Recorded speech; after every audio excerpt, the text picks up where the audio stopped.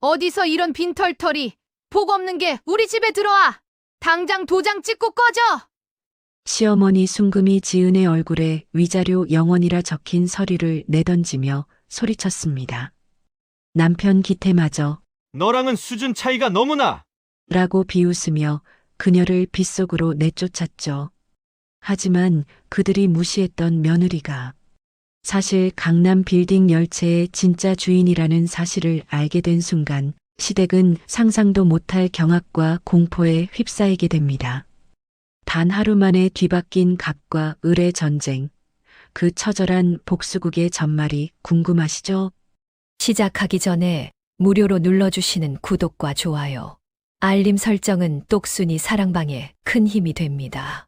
지금 어디서 듣고 계신지 댓글 달아주세요. 그럼 지금부터 이야기를 시작하겠습니다. 서울 가정법원 정문을 나서는 표지은의 어깨 위로 차가운 장맛비가 무겁게 쏟아졌습니다. 지은은 낡아서 가죽이 다 벗겨진 가방을 가슴에 꼭 안은 채 계단 아래를 향해 위태로운 발걸음을 내디뎠습니다. 뒤따라 나오던 오순금이 구두 소리를 요란하게 울리며 지은의 등을 거칠게 밀쳤습니다. 순금은 빗물을 튀기며 지은의 앞을 가로막고 서서 삿대질을 시작했습니다. 야, 이 재수 없는 년아. 이제 아주 시원하겠지? 우리 기태 앞길 막고 서 있던 애군이 이제야 떨어져 나가는구나. 오순금은 바닥에 고인 흙탕물을 지은의 발등에 튀기며 표독스럽게 소리를 질렀습니다. 지은은 빗물에 젖어 얼굴에 달라붙은 머리카락을 쓸어 넘기지도 못한 채 바닥에 굴러떨어진 가방을 멍하니 내려다봤습니다. 옆에 서 있던 성기태는 비싼 라이터를 꺼내 담배에 불을 붙이며 고개를 돌렸습니다. 엄마, 길거리에서 창피하게 왜 그래? 어차피 도장 다 찍었는데 이제는 남이나 마찬가지인 사람이야. 기태가 담배 연기를 지은의 얼굴 쪽으로 길게 내뿜으며 귀찮다는 듯이 말을 뱉었습니다.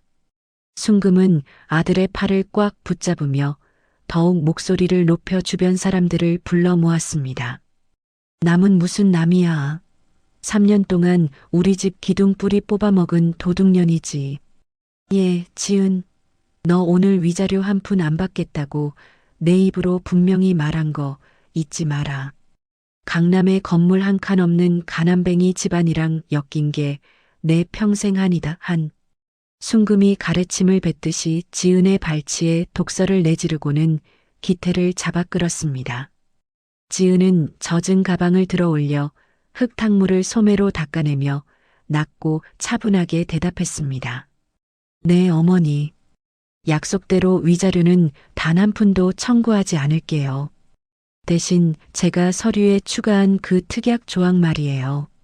서로 향후에 어떤 재산권도 주장하지 않는다는 거, 그것만 확실하게 지켜주세요.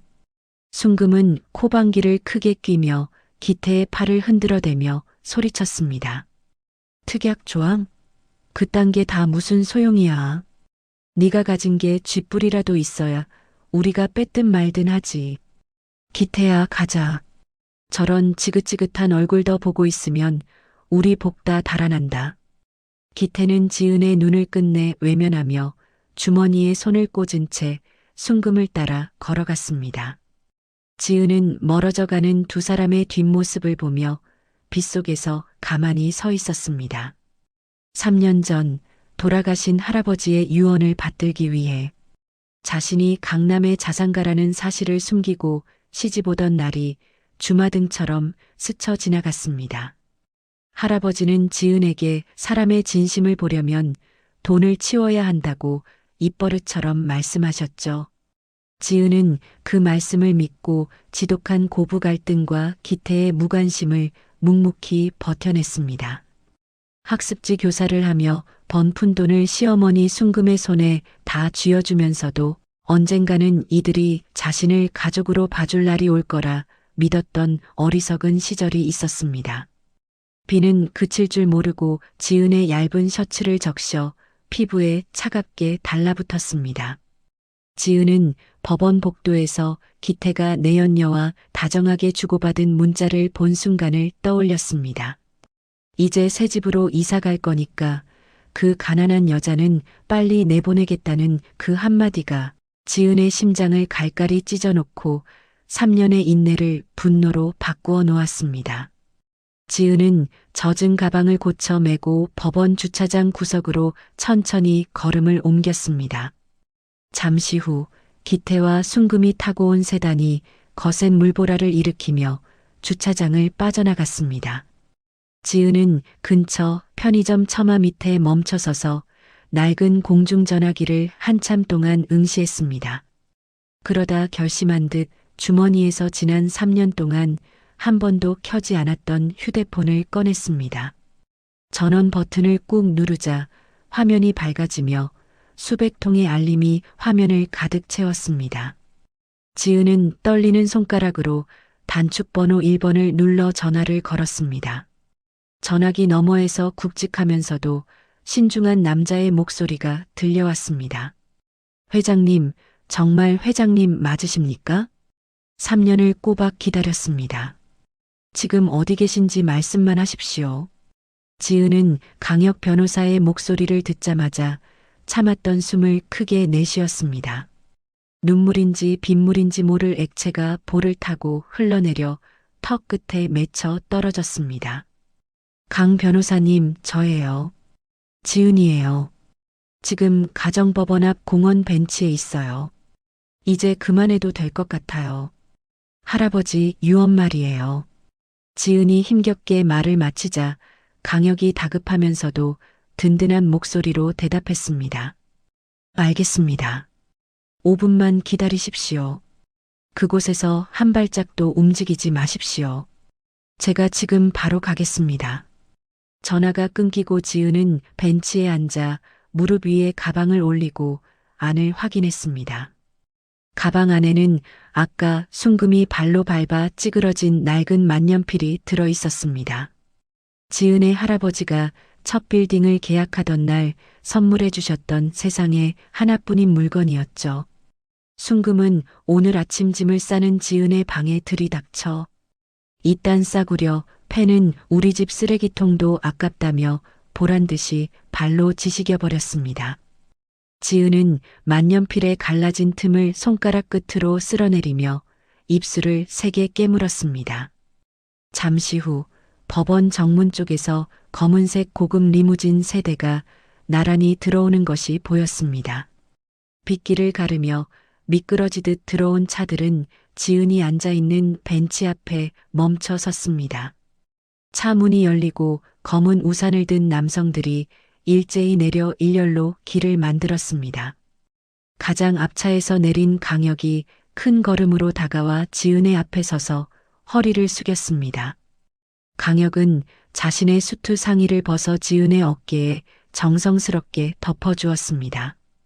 고생 많으셨습니다, 회장님. 지난 3년의 수모, 제가 반드시 100배로 보상받으실 수 있도록 하겠습니다. 지은은 강혁의 부축을 받으며 천천히 자리에서 일어났습니다. 경호원이 받쳐든 커다란 우산 아래로 들어서자 비로소 시끄러운 빗소리가 멀어졌습니다. 지은은 리무진 뒷자리에 오르기 전 기태의 차가 사라진 방향을 뚫어지게 노려봤습니다. 강 변호사님, 제가 이혼 서류에 특약 조항 넣은 거 확인하셨죠? 상호 재산권을 주장하지 않는다는 그 조항 말이에요. 강혁이 차 문을 조심스럽게 닫으며 부드러우면서도 확신에 찬 목소리로 대답했습니다. 네, 회장님. 상대방 측에서 자기들에게 유리한 줄 알고 아주 기분 좋게 서명했습니다. 그 조항 덕분에 나중에 그들이 회장님의 재산을 알고 매달려도 법적으로 단 한 푼도 나눠줄 필요가 없게 되었습니다. 지은은 고급 가죽 시트에 몸을 깊숙이 묻으며 차갑고 서늘하게 웃었습니다. 그 미소는 예전에 순진하고 당하기만 하던 학습지 교사의 것이 아니었습니다. 강남 한복판에 열채의 건물을 거느린 진짜 주인, 표 회장의 눈빛이었습니다. 이제 시작이에요. 그 사람들이 가장 사랑하는 게 돈이라고 했죠? 제가 그 돈으로 사람을 어떻게 비참하게 만드는지 똑똑히 보여줄 거예요. 우선 기태가 다니는 건설사 주식부터 조용히 매집하세요. 지은의 명령에 강혁은 짧게 고개를 숙이며 차를 출발시켰습니다. 리무진은 거침없이 빗줄기를 뚫고 강남의 심장부를 향해 달려갔습니다. 한편 그 시각 기태와 순금은 동네 단골 갈비집에서 거창한 파티를 열고 있었습니다. 순금은 지나가는 동네 사람들을 억지로 불러 세우며 목청을 높였습니다. 아유, 김씨 엄마. 이리 와서 갈비 좀 뜯어. 우리 집 구석에 붙어있던 가난뱅이 귀신이 드디어 나갔거든. 이제 우리 아들 강남 부잣집 딸이랑 제대로 결혼할 일만 남았어. 기태도 옆에서 맥주잔을 높이 치켜들며 호탕하게 웃음을 터뜨렸습니다. 기태는 주머니에 든 내연녀 미라의 사진을 만지작거리며 화려한 미래를 상상했습니다. 그들은 자신들이 빗속에 내던진 낡은 캐리어 속에 무엇이 들었는지 상상도 못했습니다. 순금은 상추쌈을 크게 싸서 기태의 입에 넣어주며 연신 싱글벙글했습니다. 식당 안은 이들의 천박한 웃음소리와 고기 굽는 연기로 가득 찼습니다. 하지만 그 웃음소리가 처절한 비명으로 바뀌기까지는 채 하루도 걸리지 않을 것이었습니다. 지은은 차창 밖으로 빠르게 지나가는 화려한 강남의 불빛들을 보며 손에 쥔 부러진 만년필 조각을 더욱 세게 쥐었습니다. 어둠이 짙게 깔린 도시 위로 빗줄기는 더욱 굵어졌습니다. 그 빗소리 사이로 지은의 치밀하고도 완벽한 복수의 서막이 오르고 있었습니다. 기태와 순금은 자신들이 발로 걷어찬 그 여자가 내일 아침 어떤 모습으로 나타날지 꿈에도 생각지 못한 채 축배를 들었습니다. 지은은 이제 자신의 성으로 돌아가 그들에게 가장 잔인한 방식으로 진실을 알려줄 준비를 마쳤습니다. 이혼 일주일 후 서울의 최고급 호텔 스위트룸에서는 웃음소리가 끊이지 않았습니다.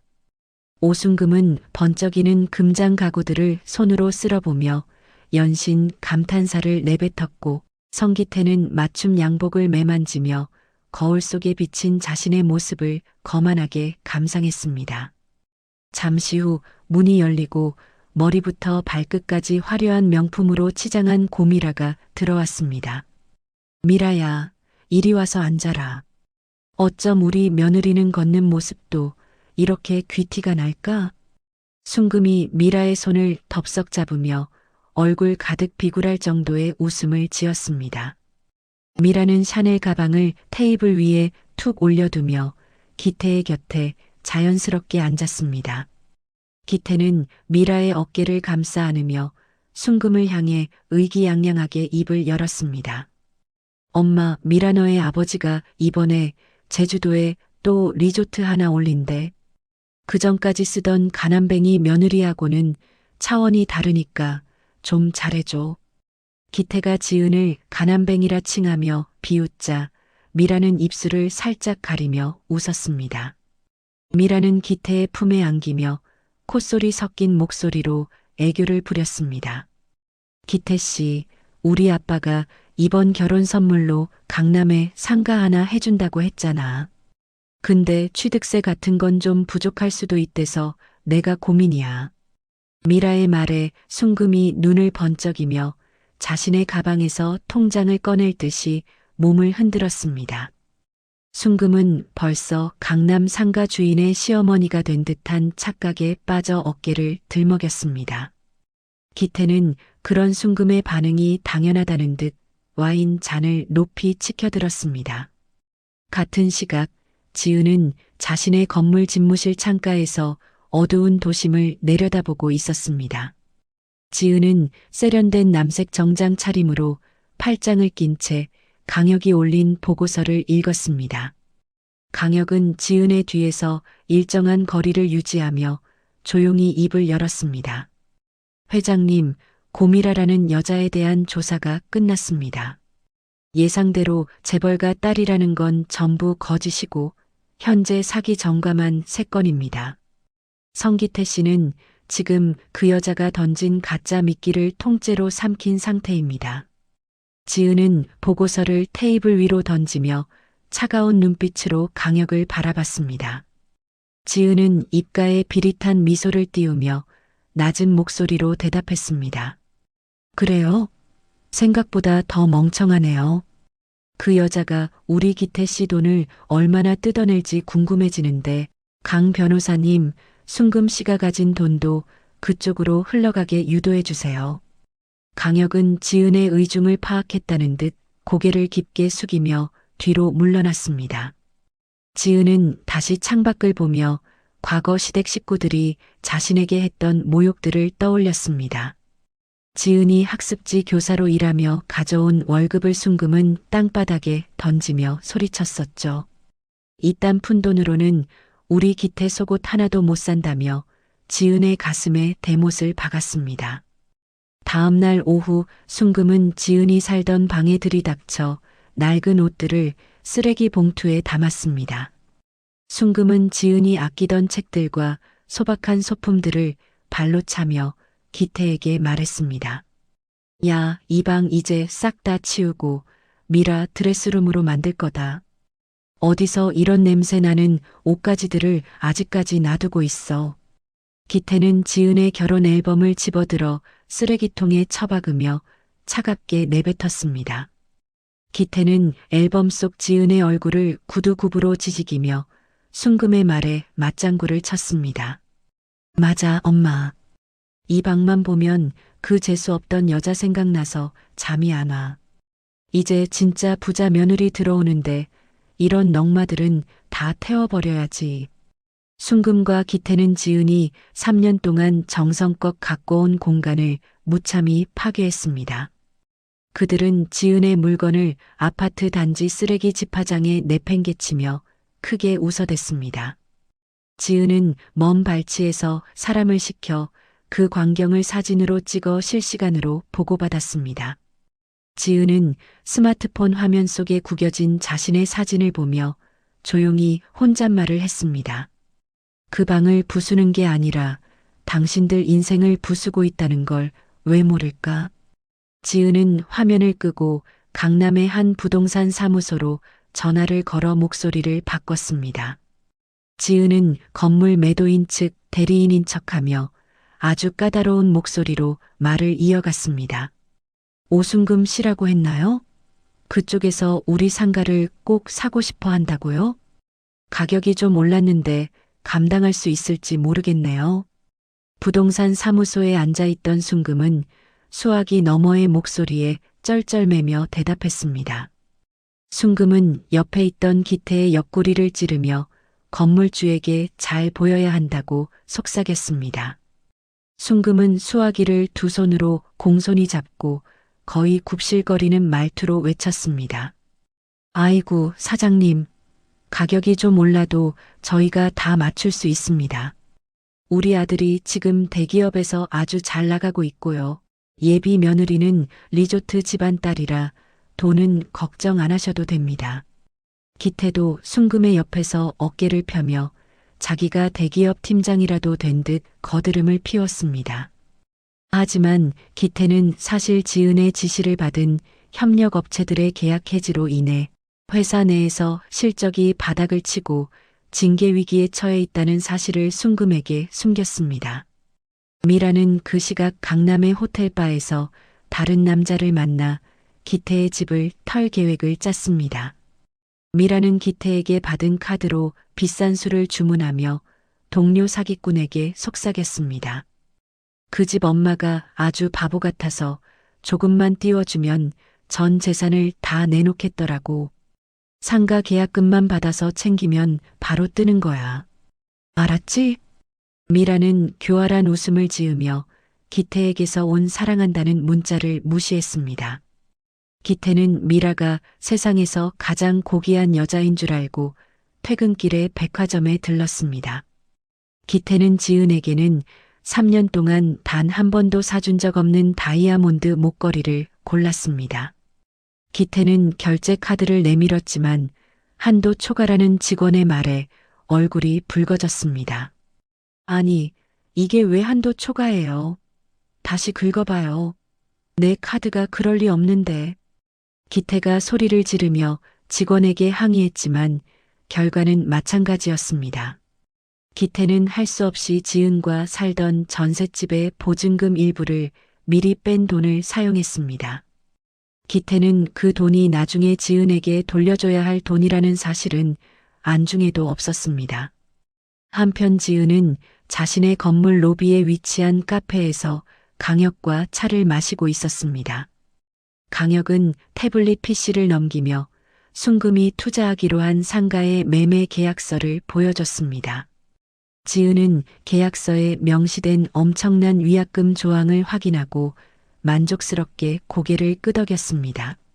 순금 씨는 아마 이 계약이 자신의 인생을 황금빛으로 만들어줄 거라 믿겠죠? 하지만 그게 족쇄가 되어 평생을 지하방에서 보내게 될 거예요. 지은이 찻잔을 내려놓으며 차갑게 말하자 강혁이 엷은 미소를 지으며 대답했습니다. 회장님 계획대로 순금 씨는 이미 사채까지 손을 대서 잔금을 마련하고 있습니다. 미라 씨가 그 돈을 들고 튀는 순간 모든 연극은 막을 내릴 겁니다. 지은은 카페 유리창 너머로 지나가는 평범한 사람들의 활기찬 모습을 바라봤습니다. 지은은 3년 전 자신이 저 사람들 틈에서 행복을 찾으려 했던 게 얼마나 무모했는지, 그리고 이제는 그 순수함을 버리고 악마가 되어야만 살아남는 현실을 씁쓸하게 느꼈습니다. 그날 밤 순금의 집 거실에는 계약 성공을 축하하는 소란스러운 소리가 가득했습니다. 순금은 기태와 미라를 앉혀두고 돼지머리까지 삶아놓고 고사를 지내고 있었습니다. 순금은 미라의 손을 잡고 눈물까지 글썽이며 감동한 척 연기를 했습니다. 우리 미라 덕분에 우리 집안이 드디어 강남 건물주가 되는구나. 내가 죽어도 여한이 없다. 정말 고맙다 미라야. 미라는 순금의 손을 잡으며 속으로는 더러운 기분을 억누르고 가짜 눈물을 닦았습니다.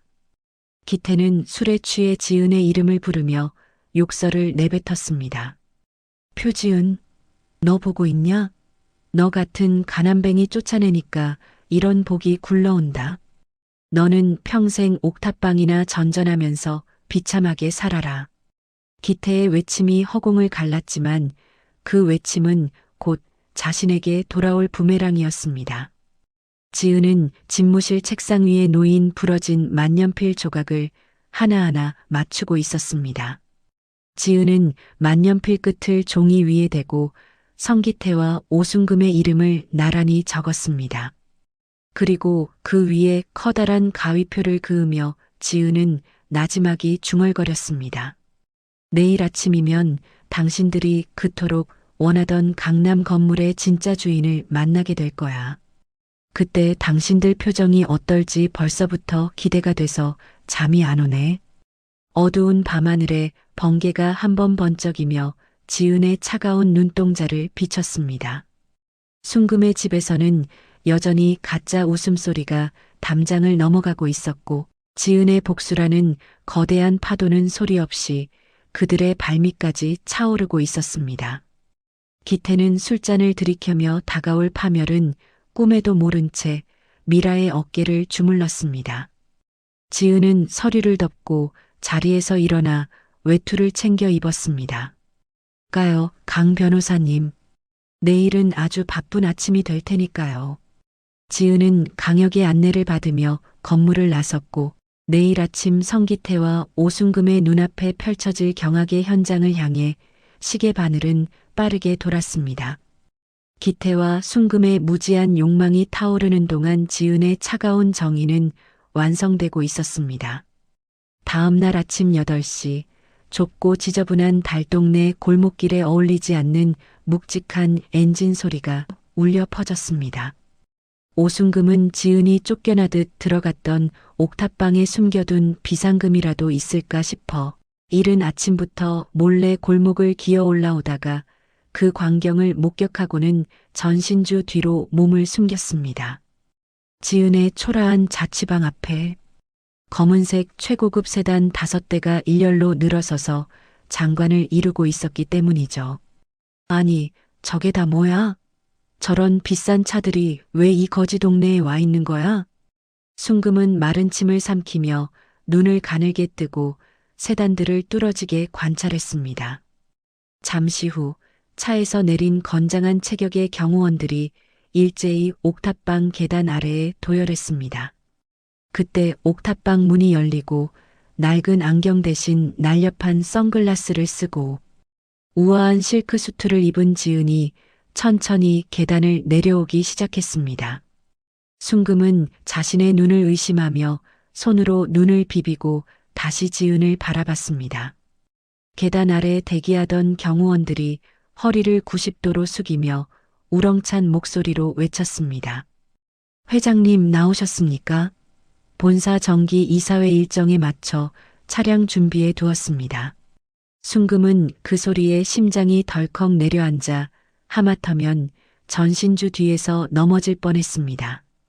지은은 경호원이 열어주는 차 뒷좌석에 오르기 전 순금이 숨어있는 전신주 쪽으로 고개를 돌려 서늘한 미소를 한번 지어 보였습니다.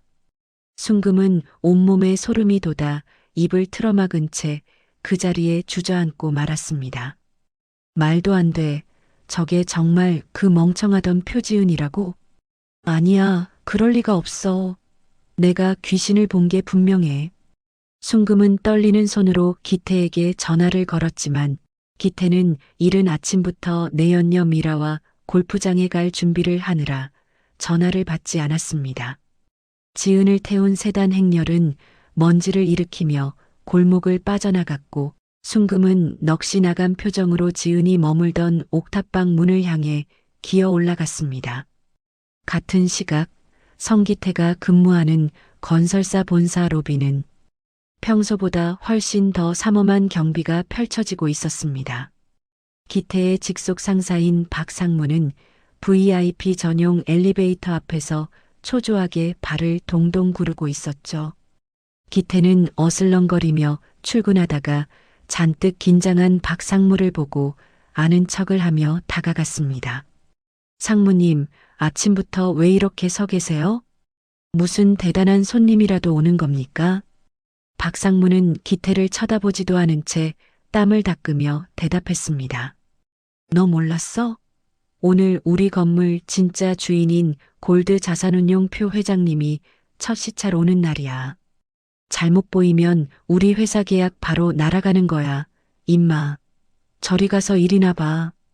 기태는 코방귀를 뀌며 건물주가 여자라는 소문은 들었지만 별일 이겠느냐며 비웃었습니다. 그런데 로비 정문을 통해 경호원들에게 둘러싸인 한 여성이 걸어 들어오는 순간 기태의 손에 들려있던 서류 가방이 바닥으로 툭 떨어졌습니다. 화려한 조명 아래서 보석처럼 빛나는 귀걸이를 하고 범접할 수 없는 아우라를 뿜어내는 그 여자는 분명 자신이 어제 버린 지은이었습니다. 박상무는 기태의 상태는 안중에도 없이 지은에게 달려가 허리를 조아렸습니다. 회장님, 바쁘신 와중에 이렇게 직접 발걸음을 해주셔서 정말 영광입니다.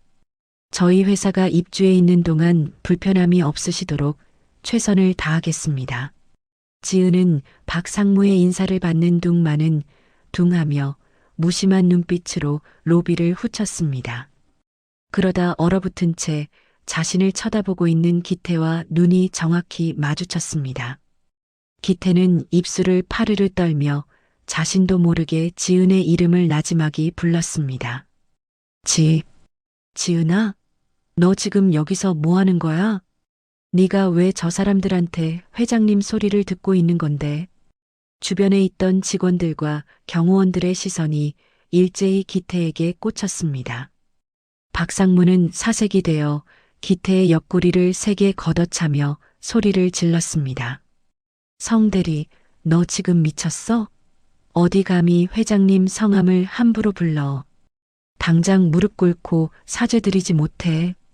지은은 당황해서 어쩔 줄 모르는 기태를 향해 우아하게 걸음을 옮겼습니다.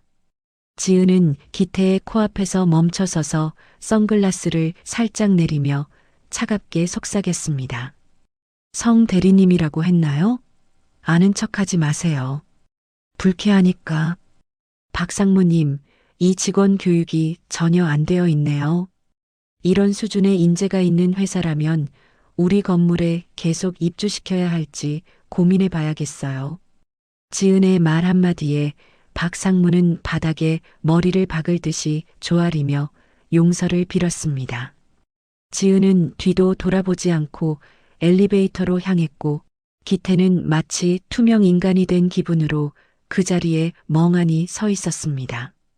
기태의 머릿속에는 이혼 서류에 도장을 찍으며 지은을 비웃던 자신의 모습이 떠올라 소름이 돋았습니다. 한편 순금은 부동산 사무소에서 강혁 변호사를 만나 상가 계약 서류를 검토하고 있었습니다. 순금은 건물의 진짜 주인이 지은이라는 사실을 확인하기 위해 강혁에게 조심스럽게 물었습니다. 저기요, 변호사님. 이 건물의 회장님이 성함이 어떻게 되시나요? 혹시 성이 표씨 아니신가 해서요. 강혁은 안경테를 고쳤으며 무심한 표정으로 서류를 넘겼습니다. 표 회장님 성함은 대외적으로 함부로 발설하지 않는 게 원칙입니다. 그보다 오순금 씨, 지금 잔금 납입일이 지났는데 어떻게 된 겁니까? 이거 오늘 안으로 처리 안 되면 계약금 몰수되고 위약금 발생하는 거 알고 계시죠? 순금은 당황해서 손을 비비며 변명하기에 급급했습니다. 순금은 미라에게 받기로 한 리조트 자금이 아직 입금되지 않았다며 식은땀을 흘렸습니다. 순금은 다급하게 미라에게 전화를 걸었지만 미라는 이번에도 전화를 받지 않았습니다. 미라는 그 시각 기태에게 받은 명품 목걸이를 전당포에 팔아치우고 도박장으로 향하고 있었죠. 지은은 회장실로 돌아와 강혁으로부터 순금의 상황을 보고받았습니다. 지은은 책상 위에 놓인 순금의 가게 임대차 서류를 집어들었습니다. 강 변호사님, 오순금 씨가 운영하는 식당 있잖아요. 거기 이번 달부터 임대료 3배로 올리세요. 그리고 주변 상권 관리 차원에서 업종 변경 권고안도 같이 보내시고요. 지은의 지시는 단호하고 치밀했습니다. 지은은 단순히 시댁 식구들을 놀라게 하는 것에 그치지 않고 그들의 경제적 목줄을 서서히 조여가며 스스로 무너지게 만들 계획이었습니다. 지은은 창밖으로 보이는 기태의 회사 건물을 보며 비서에게 말했습니다. 성기태 대리에 대한 내부 감사 자료는 다 준비됐나요? 공금 횡령 정황이랑 내연녀와의 법인카드 남용 내역 말이에요. 비서는 공손하게 고개를 숙이며 두꺼운 서류 봉투를 지은의 앞에 내려놓았습니다. 지은은 서류를 훑어보며 만족스러운 듯 고개를 끄덕였습니다. 기태는 사무실로 돌아왔지만 이미 사내에는 지은과의 관계에 대한 소문이 파다하게 퍼져 있었습니다. 동료들은 기태를 피하며 수군거렸고 박상무는 기태를 불러 당장 짐을 싸라고 소리를 질렀습니다. 너 때문에 우리 회사 망하게 생겼어. 어떻게 그런 귀한 분을 마누라로 두고도 몰라보고 이혼을 해? 너 같은 멍청이랑은 한 공간에 있는 것도 소름 끼치니까 당장 나가. 기태는 억울함과 분노에 몸을 떨며 건물 밖으로 쫓겨났습니다. 기태는 지은에게 전화를 걸어보려 했지만 지은은 이미 기태의 번호를 차단한 상태였습니다. 기태는 절망적인 기분으로 순금의 식당을 찾아갔지만 그곳에는 이미 임대료 인상 통지서가 붙어 있었고 순금은 바닥에 주저앉아 통곡하고 있었습니다. 기태야, 우리가 죽을 죄를 지었나 보다. 그 며느리가, 지은이가 이 건물 주인이란다. 우리 식당 월세를 3배나 올린대. 이제 우리 어떻게 사니? 기태는 순금의 절규를 들으며 자신의 인생이 어디서부터 잘못되었는지 생각했습니다. 하지만 후회하기에는 이미 너무 늦었고 지은의 복수는 이제 막 걸음마를 뗀 상태일 뿐이었습니다. 지은은 자신의 이름이 적힌 황금색 문패를 어루만지며 차가운 눈물을 한 방울 흘렸습니다. 지은은 3년 동안 시댁 식구들에게 들었던 폭언들을 하나씩 지워가며 이제는 자신이 그들의 목숨줄을 쥐고 흔드는 여왕이 되었음을 선포했습니다. 순금과 기태는 서로를 원망하며 어두운 식당 구석에서 서로를 탓하기 시작했습니다. 지은은 비서에게 다음 일정을 확인하며 당당하게 집무실을 나섰습니다. 그녀의 구두 소리가 대리석 복도에 울려 퍼질 때마다 성기태와 오순금의 희망은 하나씩 꺼져가고 있었습니다. 지은은 이제 자신의 성 안에서 그들의 몰락을 지켜볼 준비가 끝났습니다.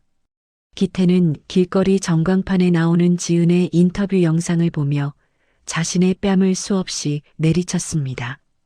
순금은 지은의 옥탑방 앞에 버려두고 온 지은의 물건들을 다시 주우러 가겠다며 비틀거렸습니다. 그러나 지은의 물건들은 이미 깨끗하게 치워진 상태였고 그 자리에는 지은이 보낸 차가운 법적 경고장만이 바람에 흩날리고 있었습니다. 지은은 이제 2번 다시 뒤를 돌아보지 않고 자신만의 화려한 복수의 길을 걸어가기 시작했습니다. 지은은 강남의 화려한 야경이 파노라마처럼 펼쳐지는 회장실 가죽 소파에 깊숙이 몸을 파묻었습니다. 통유리창 너머로 보이는 도시의 불빛들은 마치 수천 개의 보석을 뿌려놓은 듯 아름다웠지만 지은의 가슴 한구석에는 3년이라는 긴 시간 동안 켜켜이 쌓인 묵은 먼지가 여전히 가라앉아 있었죠. 화려한 복귀와 함께 시댁 식구들에게 강렬한 일격을 가했지만 혼자 남겨진 이 넓고 적막한 공간에서 지은은 문득 형용할 수 없는 공허함을 느꼈습니다. 그때 집무실 문이 조용히 열리며 강혁이 한 노신사를 정중히 모시고 들어왔습니다. 백발이 성성하지만 꼿꼿한 자세에서 뿜어져 나오는 기운이 예사롭지 않은 그 노신사는 지은의 조부와 형제처럼 지내며 함께 거친 세월을 읽어온 동지이자 멘토인 최진욱 대표였습니다.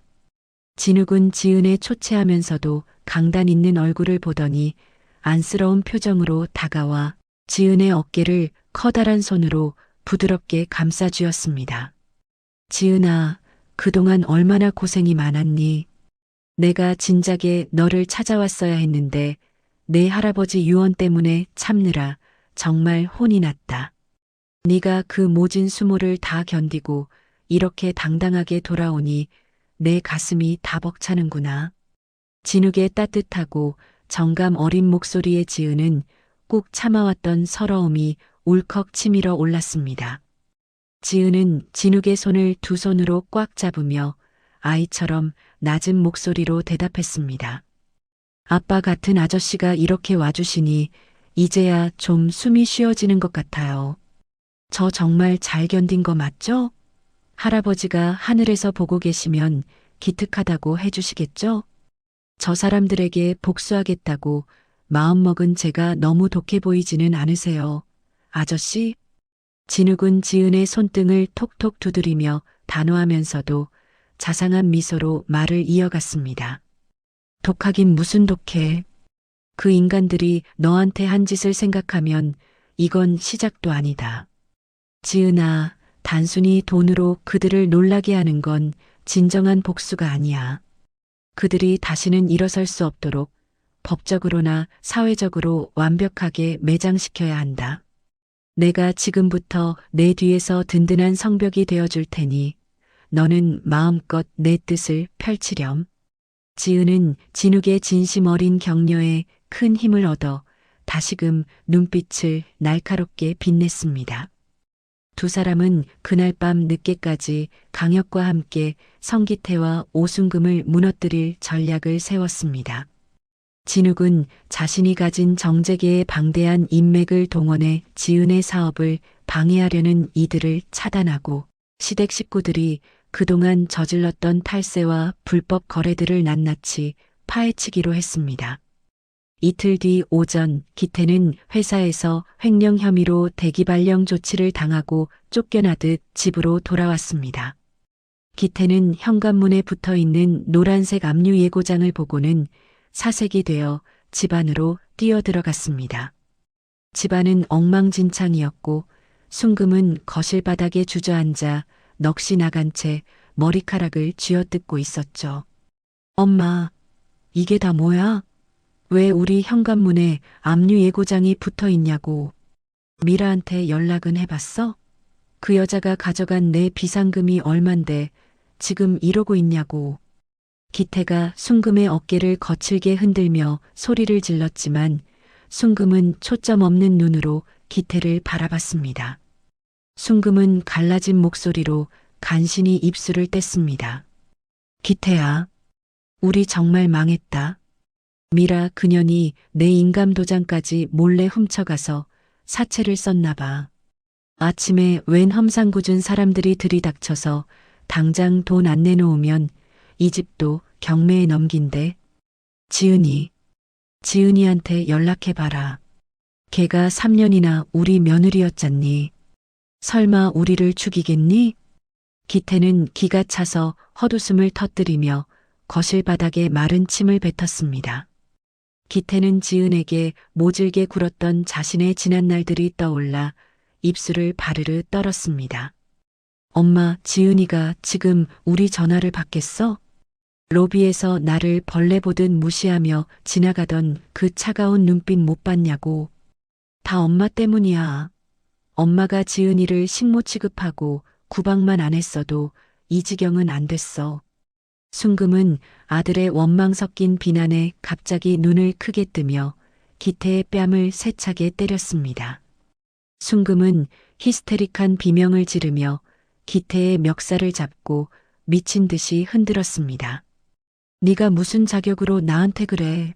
너는 맨날 밖으로만 돌면서 바람이나 피우고 마누라가 재벌인 줄도 모르고 쫓아낸 건 너 아니냐. 당장 표지은 찾아가서 빌어. 무릎을 꿇든 바닥을 기든 해서라도 돈 좀 얻어오란 말이야. 기태와 순금은 아수라장이 된 거실에서 서로를 탓하며 추악한 싸움을 이어갔습니다. 그 시각 지은은 진욱의 제안에 따라 조부의 함자가 적힌 장학재단을 설립했습니다.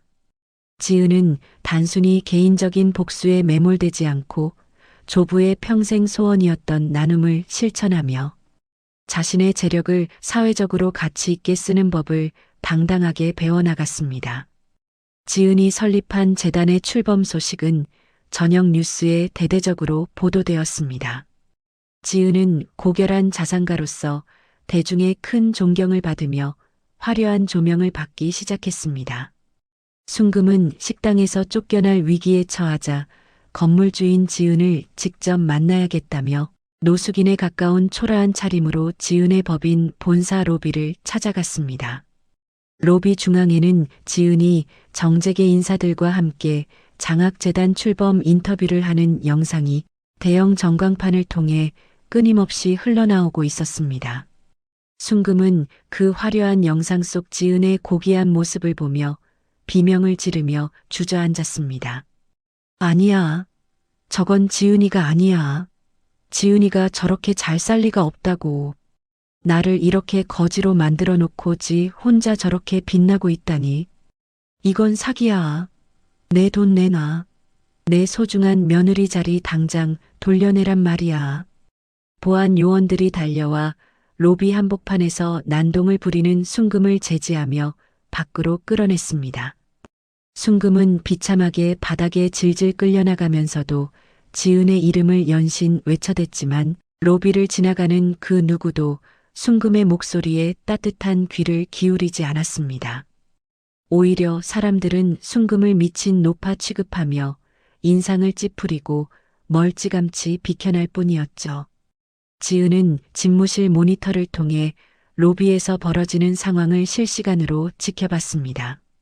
지은은 순금의 절규를 들으며 예전 같았으면 가슴이 아팠을지도 모르겠다고 생각했습니다. 하지만 지금의 표지은은 아무런 감정의 동요 없이 담담하게 식어버린 차를 한 모금 마셨습니다. 지은은 옆에 서 있는 강혁에게 낮고 조용한 목소리로 지시를 내렸습니다. 강 변호사님, 순금 씨가 사채를 쓴 곳이 어딘지 정확히 파악했나요? 그 사채업자들에게 연락해서 순금 씨의 남은 채권을 우리가 모두 조용히 매입하세요. 이제 순금 씨는 이름 모를 사채업자가 아니라 나에게 직접 빚을 갚아야 할 거예요. 강혁은 지은의 철저하고도 냉혹한 지략에 감탄하며 고개를 깊게 숙였습니다. 지은은 단순히 그들을 무너뜨리는 것을 넘어 그들의 모든 생사여 탈권을 자신의 손안에 완벽하게 쥐려는 계획을 실행에 옮겼습니다. 기태는 그날 저녁 지은에게 수십 통의 문자를 보내며 비굴하게 매달렸습니다. 지은아, 내가 정말 잘못했다. 한 번만 만나서 진심으로 이야기하자. 우리가 함께 보낸 3년의 정을 생각해서라도 제발 살려달라는 구걸 섞인 내용들이었죠. 지은은 퇴근길 리무진 안에서 기태의 문자를 하나하나 읽어내려갔습니다. 지은은 기태의 문자를 보며 3년 전 자신이 독감에 걸려 병원에 가야 한다고 했을 때 친구들과 술 마셔야 하니 혼자 택시 타고 가라던 기태의 차가운 목소리를 떠올렸습니다. 지은은 잠시 기태의 번호를 응시하다가 주저없이 휴대폰을 창밖으로 던져버렸습니다. 휴대폰은 한강 다리 아래 검은 물속으로 포말을 일으키며 영원히 사라졌습니다. 성기태 씨, 당신이 버린 건 내가 아니라 당신 인생의 마지막 기회였어. 이제 당신의 세상에는 나라는 존재는 더 이상 없어. 남은 건 당신이 저지른 죄에 대한 혹독하고 차가운 대가뿐이지. 지은은 진욱이 직접 마련해준 새로운 휴대폰을 꺼내 들었습니다. 진욱은 지은에게 새로운 인연들과 신뢰할 수 있는 사업 파트너들의 연락처를 미리 저장해 두었죠. 지은은 이제 과거의 구질구질한 찌꺼기를 완전히 씻어내고 자신의 앞에 펼쳐진 화려하고도 강인한 미래를 향해 고개를 높이 들었습니다. 지은을 태운 리무진은 강남의 심장부를 가로지르며 부드럽게 앞으로 나아갔습니다. 지은의 곁에는 이제 진욱이라는 든든한 어른과 강혁이라는 충직한 수아가 있었고 무엇보다 지은 스스로가 자신의 소중한 가치를 깨달은 단단한 마음이 있었습니다. 지은은 차창 너머로 스쳐 지나가는 풍경들을 보며 비로소 진정한 자유를 느꼈습니다. 한편 성기태는 답장 없는 휴대폰을 붙잡고 밤새도록 소주병을 비우며 오열했습니다. 순금은 사채업자들이 다시 들이닥칠까봐 현관문을 무거운 가구로 막아둔 채 어둠 속에서 숨막히는 공포에 떨며 뜬 눈으로 비참한 밤을 지새워야 했습니다. 지은이 보낸 희망의 빛은 이제 시댁 식구들에게는 가장 날카로운 칼날이 되어 그들의 숨통을 서서히 조여오며 파멸의 시간을 재촉하고 있었습니다. 지은은 집으로 돌아와 할아버지의 사진 앞에 흰 꽃 한 송이를 정성껏 놓아드렸습니다. 지은은 이제 단순히 피해자가 아닌 자신의 인생을 주도적으로 이끄는 경영자로서 복수라는 거창한 이름 뒤에 숨겨진 진정한 성장을 조용히 시작하고 있었습니다. 지은의 긴 하루가 저물어가고 있었지만 내일 아침이면 시댁 식구들에게는 상상도 못할 더 큰 추락이 기다리고 있을 것이었습니다. 지은은 평온한 얼굴로 침대에 몸을 눕히며 승리의 내일을 기약했습니다. 강남 한복판에서 가장 높이 솟아오른 골드타워의 최고층 펜트하우스는 오늘 이른 오후부터 대한민국을 움직이는 네로라 하는 정재계 인사들과 수많은 취재진의 카메라 플래시 세례로 그 어느 때보다 뜨겁게 달구어지고 있었습니다. 오늘은 표지은 회장이 야심차게 준비한 사회공헌재단의 기금 마련 자선 경매가 열리는 날이자 지은이 공식적으로 상류사회와 경영 전면에 나서는 가장 화려하고 빛나는 순간이었습니다. 행사장 내부는 최고급 실크 커튼과 은은한 황금빛 조명이 어우러져 신비로운 분위기를 자아냈고 홀 중앙에는 지은의 조부가 평생을 바쳐 모아온 귀한 예술품들이 정갈하게 전시되어 있었습니다. 지은은 대기실의 커다란 전신 거울 앞에 서서 자신의 모습을 가만히 응시하며 깊은 숨을 내뱉었습니다. 화려한 자수가 수놓인 미색 드레스는 지은의 고결한 아우라를 한층 더 돋보이게 만들었고 목에 걸린 심플한 다이아몬드 목걸이는 그녀의 단단한 내면처럼 영롱한 빛을 뿜어내고 있었습니다. 대기실 문을 열고 들어온 최진욱 대표가 지은의 완벽한 모습에 흐뭇한 미소를 지으며 다가왔습니다. 진욱은 지은의 어깨를 조심스럽게 토닥이며 따뜻하고 인자한 목소리로 말을 건넸습니다. 지은아, 오늘 정말 눈이 부시게 아름답구나. 내 할아버지가 이 모습을 보셨어야 하는데 말이다. 세상 사람들이 이제야 너라는 보석의 진가를 제대로 알게 되겠어. 긴장하지 말고 평소 네가 가슴에 품고 있던 그 올곧은 진심을 사람들한테 그대로 보여주렴. 지은은 진욱의 다정한 격려에 긴장이 조금 풀린 듯 환하게 웃으며 대답했습니다. 고마워요, 아저씨. 사실 조금 떨리기도 하지만 할아버지가 곁에 계신 것 같아 든든해요. 단순히 돈을 자랑하는 자리가 아니라 할아버지의 뜻을 잇는 소중한 자리니까요. 오늘 모인 소중한 기금으로 정말 도움이 필요한 분들에게 새 삶을 선물하고 싶어요. 지은은 집무실 책상 위에 놓여있던 낡고 부러진 만년필 조각을 손수건에 싸서 챙겨 들었습니다. 그것은 오순금이 무참히 짓밟았던 상처의 기록이자 지은을 다시 일어서게 만든 복수의 동력이었습니다. 지은은 만년필 조각을 손에 꼭 쥔 채 당당하고 우아한 걸음으로 행사장 단상을 향해 나아갔습니다. 지은이 등장하자 수백 명의 참석자가 일제히 숨을 죽였고 이내 뜨거운 박수갈채가 쏟아졌습니다. 단상 위에 오른 지은의 모습이 대형 화면을 가득 채우자 객석 여기저기서 찬사가 터져 나왔습니다. 지은은 마이크 앞에 서서 잠시 눈을 감고 고통스러웠던 과거를 회상하며 천천히 입을 뗐습니다. 여러분, 저는 지난 3년 동안 이름 없는 학습지 교사로 살며 정말 많은 것을 배웠습니다.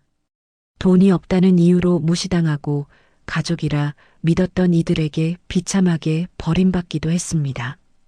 하지만 저는 그 모진 시간 속에서 사람의 진정한 가치는 통장 잔고에 있는 것이 아니라 타인을 대하는 따뜻한 마음과 예의에 있다는 것을 뼈저리게 느꼈습니다. 지은의 진솔하고도 힘있는 연설은 행사장에 모인 사람들의 심금을 울리며 깊은 여운을 남겼습니다. 특히 지은이 힘들었던 시절에도 남몰래 노숙인들에게 무료 배식을 해온 사실이 영상으로 공개되자 사람들은 일제히 일어나 지은의 고결한 인품에 존경을 담은 기립박수를 길게 보냈습니다. 지은은 쏟아지는 박수 속에서 비로소 자신이 지켜온 정의가 승리했음을 온몸으로 체감했습니다. 하지만 같은 시각 행사장 건물 밖 정문 앞에서는 눈뜨고 볼 수 없는 추악한 소동이 벌어지고 있었습니다. 넉마나 다름없는 초라하고 때 묻은 옷차림의 오순금과 수염이 거뭇하게 자란 성기태가 지은을 만나겠다며 건장한 보안 요원들과 거칠게 몸싸움을 벌이며 악을 쓰고 있었기 때문입니다. 이것들 안 나. 내가 누군지 알고 이래? 나 저 안에 있는 표 회장 시어머니야, 시어머니. 어디 감히 앞길 창창한 며느리 앞을 가로막고 지랄들이야, 지랄이. 순금이 보안 요원의 팔을 이빨로 물어뜯으려 하며 비명을 질렀지만 요원들은 눈 하나 깜짝하지 않았습니다. 기태도 옆에서 핏대를 세우며 보안 요원의 멱살을 잡으려 안달을 쓰며 거친 숨을 몰아쉬었습니다. 야, 너희들 상사한테 가서 당장 전해. 성기태가 왔다고 하면 버선발로 뛰어나올 거니까. 우리가 비록 이혼은 했어도 부부로 산 정이 있는데 감히 우리를 이렇게 박대해? 당장 표지은 나오라고 해. 아니면 내가 여기 다 뒤엎어버리고 뉴스에 다 낼 테니까. 지나가던 시민들이 이들의 상스럽고 천박한 모습에 혀를 차며 휴대폰을 꺼내 촬영하기 시작했습니다. 한때 중견기업 대리라며 어깨에 힘을 주던 기태와 식당 주인이던 순금은 이제 온데간데 없었습니다. 그저 탐욕에 눈이 멀어 짐승 같은 광기에 사로잡힌 괴물들의 민낯만이 적나라하게 드러나고 있었죠. 보안 요원 한 명이 무전기를 누르며 차가운 눈빛으로 기태와 순금을 가로막았습니다. 지은은 행사장 내부 모니터를 통해 밖에서 벌어지는 참혹하고도 우스꽝스러운 광경을 지켜봤습니다. 지은은 비서에게 서늘한 목소리로 지시를 내리며 다시 화려한 행사장 쪽으로 시선을 돌렸습니다. 저 사람들에게 똑똑히 전하세요. 저는 저런 상식 밖의 무례한 사람들을 전혀 알지 못한다고요. 경찰에 영업 방해와 명예훼손으로 신고하고 체증 자료도 하나도 빠짐없이 확보해 두세요. 그리고 행사가 완전히 마무리될 때까지 절대 저 안간힘을 쓰는 자들을 들이지 마세요. 지은의 단호한 명령에 따라 보안팀이 추가로 투입되었고 순금과 기태는 힘없이 끌려나갔습니다. 순금은 차가운 아스팔트 바닥에 주저앉아 땅을 치며 곡소리에 가까운 통곡을 하기 시작했습니다. 아이고, 내 팔자야. 호박이 넝쿨째 굴러온 줄도 모르고 내 발로 걷어차 버렸네. 지은아, 지은아, 내가 정말 잘못했다. 제발 나 좀 살려줘라, 응? 제발 한 번만 봐줘. 기태도 멀어져가는 금빛 건물을 바라보며 자신의 뺨을 수없이 내리치며 눈물을 뚝뚝 흘렸습니다. 자신이 버린 여자가 저 높은 곳에서 여왕처럼 빛나고 있다는 사실이 기태를 미치게 만들었습니다. 그에게는 그 어떤 물리적인 타격보다 지은의 무관심이 더 크고 잔인한 고통으로 다가왔습니다. 지은은 성공적으로 자선 경매를 마치고 최진욱과 함께 크리스탈 샴페인 잔을 가볍게 부딪혔습니다. 오늘 하루에만 수십억 원의 거액 기부금이 모였고 지은의 위상은 이제 하늘을 찌를 듯 높아졌습니다. 지은은 행사장 테라스로 나가 강남의 시원한 밤바람을 맞으며 소리 없이 미소 지었습니다. 그것은 단순히 복수에 성공한 자의 비릿한 웃음이 아니라 삶을 지켜낸 사람의 평온함이었습니다. 충직한 강역이 다가와 지은에게 오늘의 놀라운 성과를 보고하며 고개를 깊게 숙였습니다. 회장님, 오늘 전광판을 통해 송출된 회장님의 인터뷰 반응이 가히 폭발적입니다. 특히 어려운 환경 속에서도 선행을 베풀어 오신 과거가 밝혀지면서 여론이 아주 좋습니다. 우리 그룹의 이미지도 함께 상승하고 주가도 오늘 내내 상한가를 기록하고 있습니다. 지은은 강역의 보고를 들으며 멀리 보이는 한강의 검은 물결과 도시의 불빛을 응시했습니다. 지은은 자신이 그토록 원하던 것이 단순히 돈이나 권력이 아니었음을 다시금 깨달았습니다. 그것은 인간으로서의 존엄을 지키고 진심을 알아봐주는 소중한 이들과 함께하는 것이었습니다. 지은은 옆에 선 강역의 얼굴을 보며 나지막하고 단호한 목소리로 말을 뱉었습니다. 강 변호사님, 오늘 참 기분이 묘하네요. 할아버지도 하늘에서 기뻐하고 계시겠죠? 하지만 저 사람들이 저렇게 쉽게 포기할 리 없다는 거 우리도 아주 잘 알잖아요. 기태 씨랑 순금 씨, 저들이 마지막 발악을 준비할 수 있게 아주 조금만 더 시간을 주세요. 가장 높이 올라갔을 때 떨어지는 것이 세상에서 가장 아픈 법이라는 걸 알려줘야죠. 지은의 목소리는 한없이 부드러웠지만 그 속에는 서슬퍼런 복수의 칼날이 숨겨져 있었습니다. 지은은 이제 단순히 피해자로 남지 않고 악인들이 스스로 무너지는 과정을 끝까지 지켜볼 작정이었습니다. 그날 밤 지은은 집으로 돌아와 지난 3년 만에 처음으로 가장 깊고 평화로운 잠을 청했습니다. 반면 순금과 기태는 경찰서 유치장에서 서로의 머리채를 잡고 싸우며 비참한 밤을 보냈습니다. 사기꾼 미라는 이미 기태에게서 훔친 돈을 모두 탕진하고 도박장에서 쫓겨나 거리를 헤맸습니다. 지은의 인생에서 가장 빛나는 절정의 순간은 그렇게 완벽하고도 눈부시게 완성되었습니다. 지은은 꿈속에서 인자한 모습의 할아버지를 만났고 할아버지는 지은의 머리를 쓰다듬어 주셨습니다. 할아버지는 잘했다. 내 강아지라고 속삭여 주셨고 지은은 꿈속에서도 눈물을 흘리며 웃었습니다. 그 눈물은 과거의 모든 상처를 씻어내는 정화의 비가 되어 지은의 마음을 어루만져 주었습니다. 내일 아침이면 지은은 더욱 강인하고 당당한 모습으로 세상의 중심에 다시 서게 될 것이었습니다. 지은은 잠결에도 할아버지가 선물해 주셨던 그 만년필의 감촉을 떠올리며 입가에 미소를 띄었습니다. 모든 것이 제자리를 찾아가는 것 같았고 세상은 지은의 편이 되어 활짝 웃어주는 듯 했습니다. 지은은 깊은 잠속으로 빠져들며 자신을 괴롭혔던 모든 어둠을 뒤로하고 빛을 향해 나아갔습니다. 하지만 달콤한 평화는 그리 오래가지 않을 운명이었고 새로운 폭풍이 지은을 기다리고 있었습니다. 시댁 식구들의 마지막 발악이 지은의 목전까지 다가오고 있었기 때문입니다. 지은은 잠결에도 손을 꼭 쥐며 다가올 것엔 폭풍 후에 대비하듯 고른 숨을 내쉬었습니다.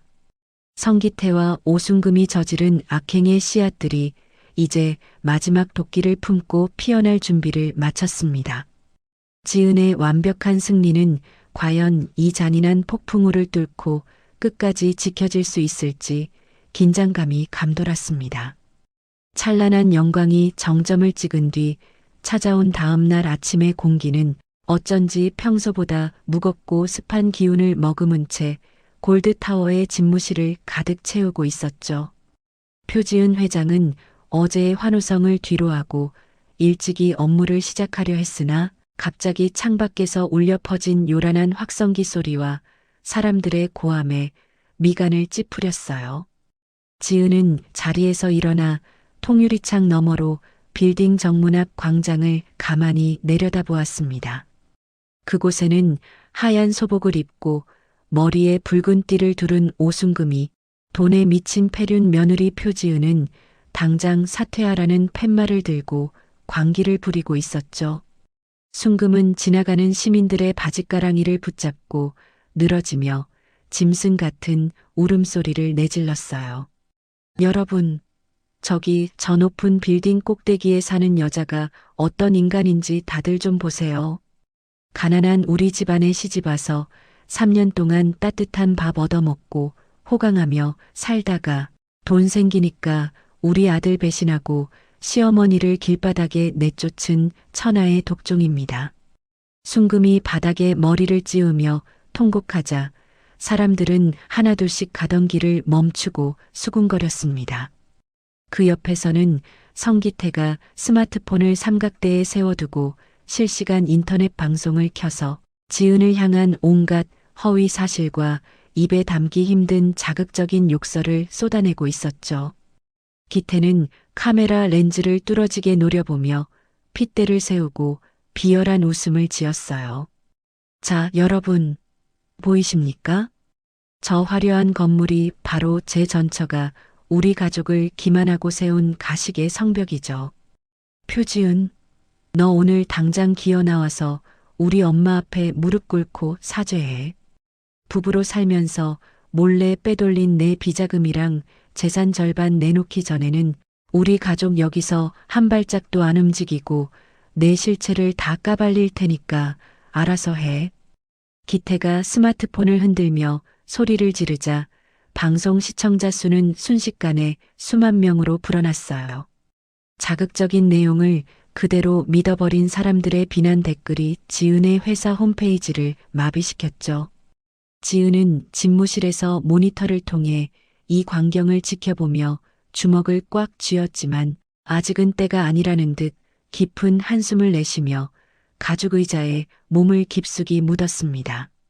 그때 강혁 변호사가 사색이 된 얼굴로 문을 거칠게 열고 들어와 서류 뭉치를 내려놓았어요. 강혁은 안경테가 삐뚤어진 줄도 모른 채 다급하게 말을 쏟아냈습니다. 회장님, 지금 상황이 밖에서 떠드는 것보다 훨씬 더 심각하게 돌아가고 있어요. 오순금 씨가 회장님을 상대로 거액의 재산 분할 청구 소송을 정식으로 제기했죠. 혼인 기간 중에 회장님이 자산을 조직적으로 은닉했고 성기태 씨의 내조와 기여도가 결정적이었다는 말도 안 되는 주장을 펴고 있습니다. 지은은 서류를 훑어보다가 기가 차서 헛웃음을 터뜨리며 강혁을 쳐다보았습니다. 강 변호사님, 제 재산은 조부님께 물려받은 상속 재산이라 법적으로 분할 대상이 아니잖아요? 이런 상식 밖의 소송을 대체 왜 거는 걸까요? 단순히 저를 괴롭히려는 수작인가요? 지은이 서류를 책상 위로 내던지자 강혁은 입술을 파르르 떨며 모니터를 가리켰습니다. 소송은 여론을 호도하기 위한 명분일 뿐이죠. 진짜 무서운 건 저들이 뿌린 사진들이에요.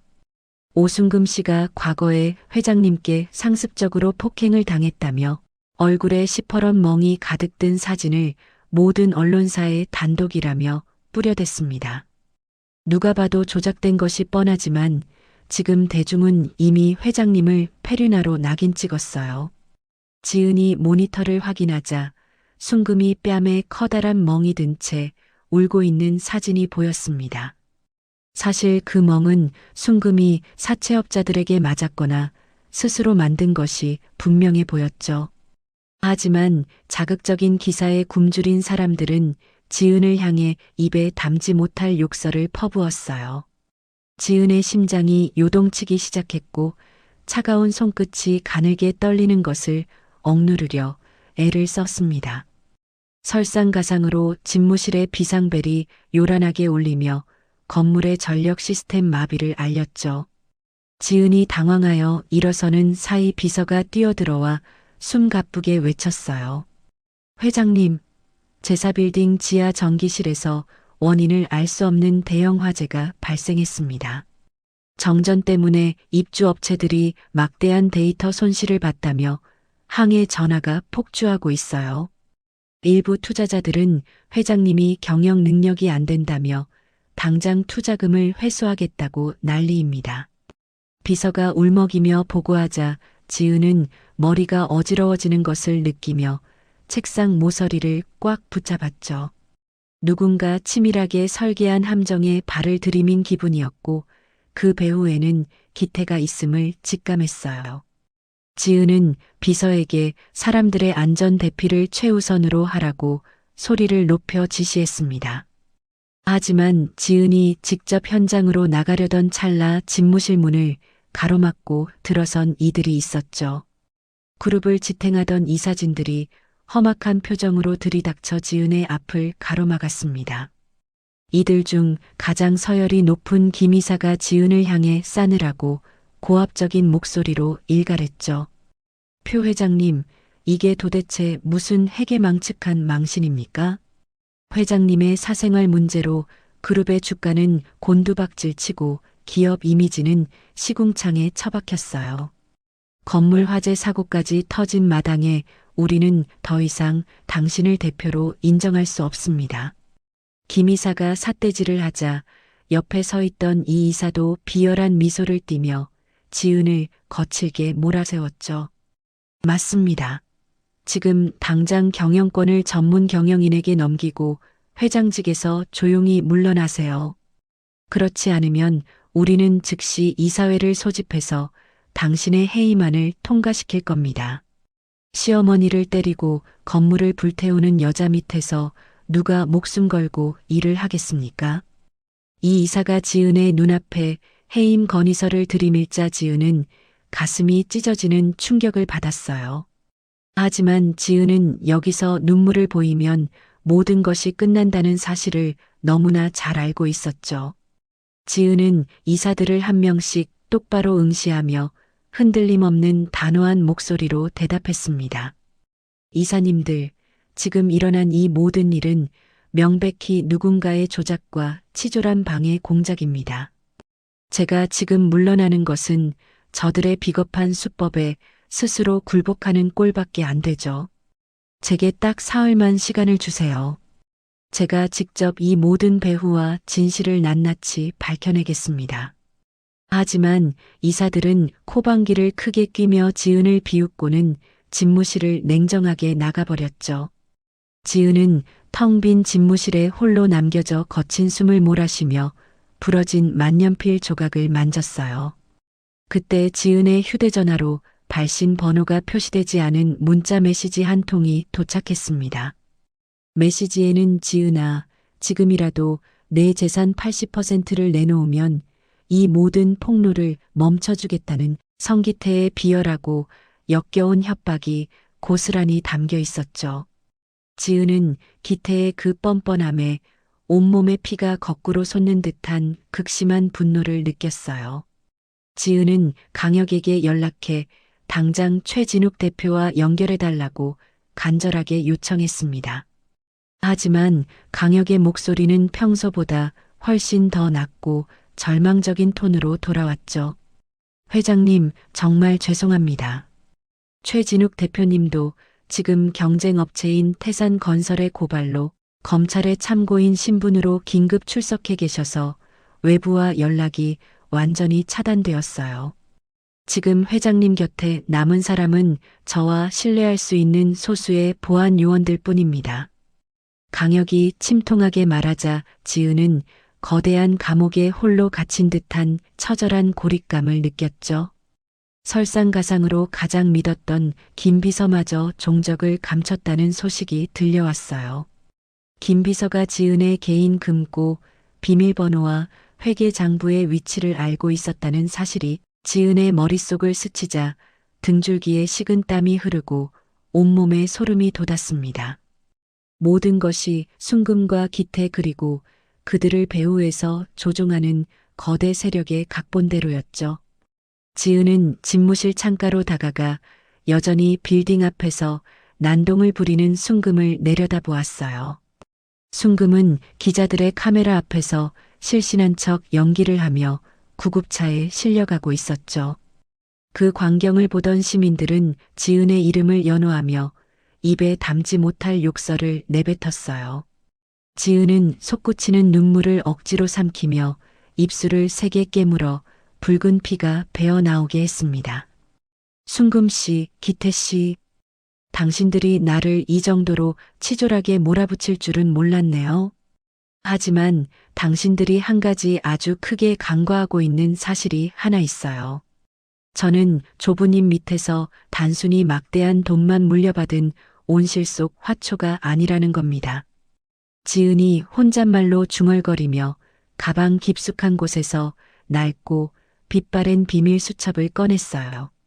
그 수첩에는 조부가 인생의 위기마다 어떻게 대처했는지 기록된 지혜가 담겨 있었죠. 지은은 수첩을 한 장씩 넘기며 마음을 다잡고 눈빛을 다시 서슬퍼렇게 빛내기 시작했습니다.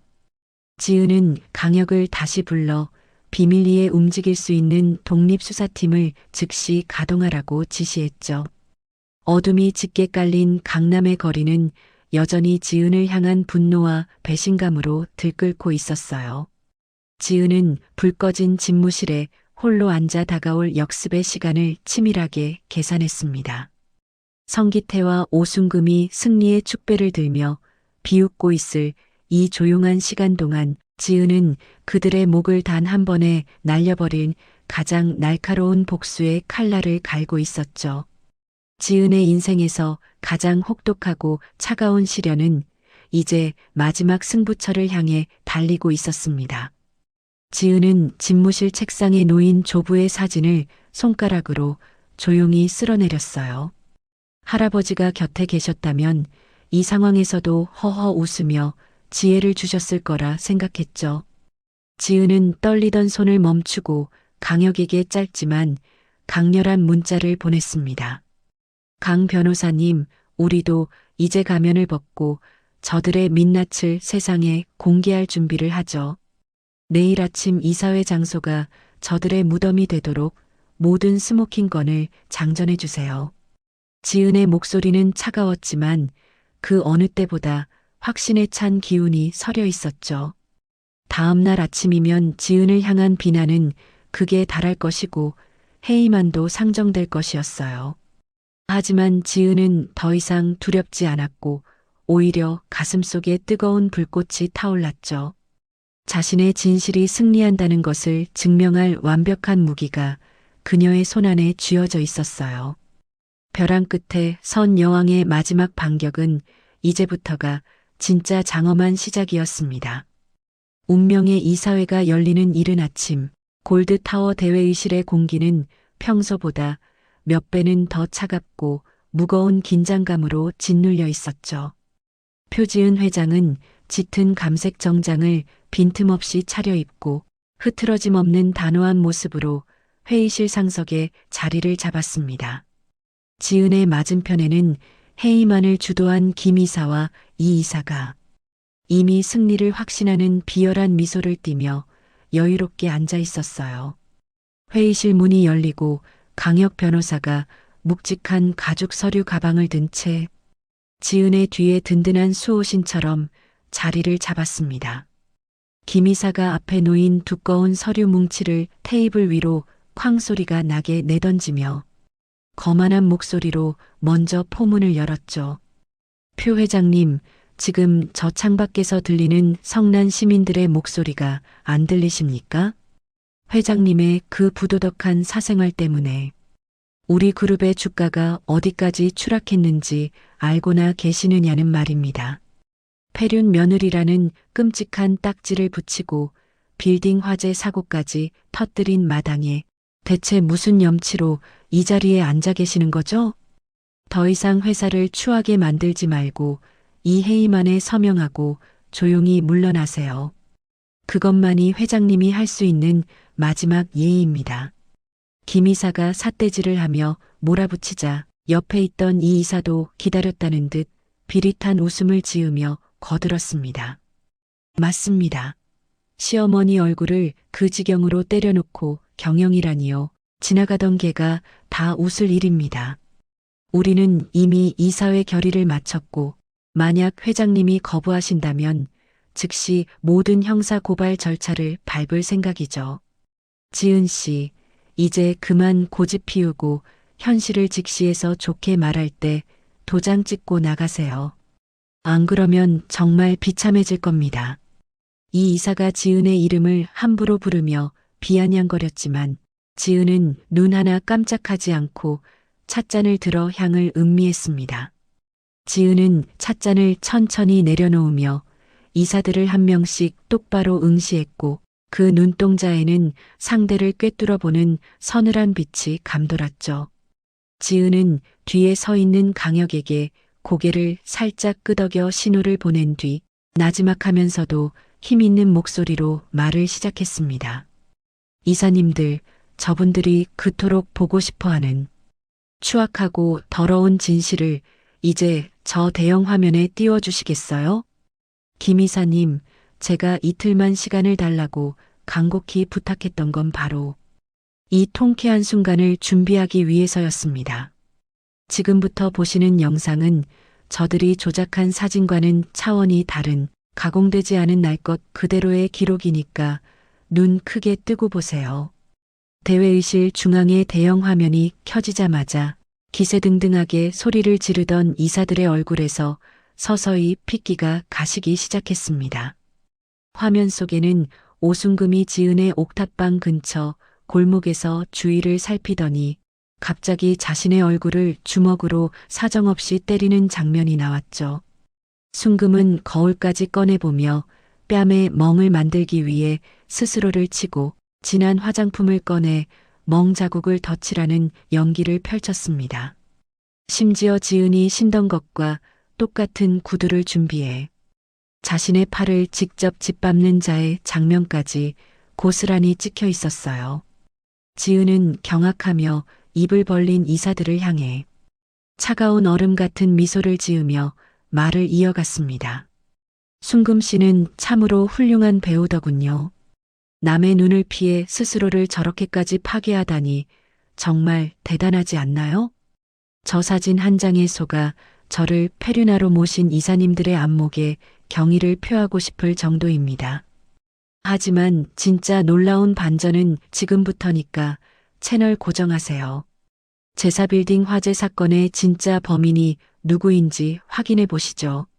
화면이 다시 바뀌고 성기태가 어두운 지하 주차장에서 한 남성에게 거액의 현금 뭉치를 건네는 블랙박스 영상이 재생되었죠. 기태는 주변을 살피며 확실하게 불을 질러서 표지은을 당장 여기서 끌어내려야 한다고 비열하게 명령을 내리고 있었습니다.